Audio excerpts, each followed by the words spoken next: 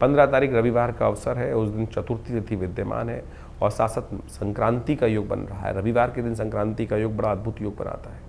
ऐसे में ये समय आपके स्वास्थ्य के लिए भारी दिखाई देता है। ध्यान रखते हुए कार्य करना। आपके परिवार के लिए ऐसा योग बन रहा है कि स्वास्थ्य पर कहीं ना कहीं कोई ना कोई किसी पर भारी पड़ता योग दिखाई देगा, तो स्वास्थ्य का विशेष तौर पर ध्यान रखें।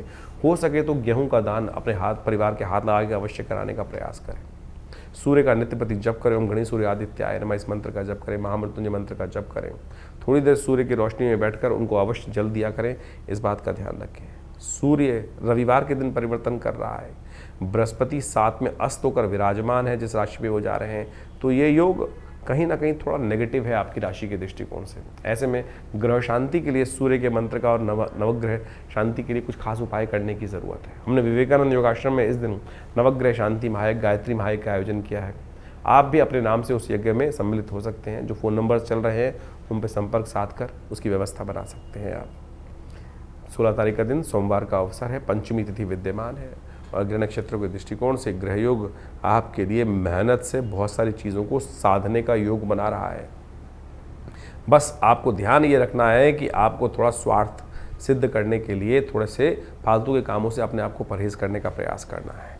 नहीं तो दोस्त मित्र इत्यादि जो हैं वो लोग आपके लिए आपको खाली फालतू के कामों में लगाने का प्रयास करेंगे, अपना काम आपसे रह जाएगा। दोपहर के बाद परिवर्तन का योग बनेगा और वो समय आपके लिए लाभ की स्थिति को उत्पन्न करता दिखाई देगा।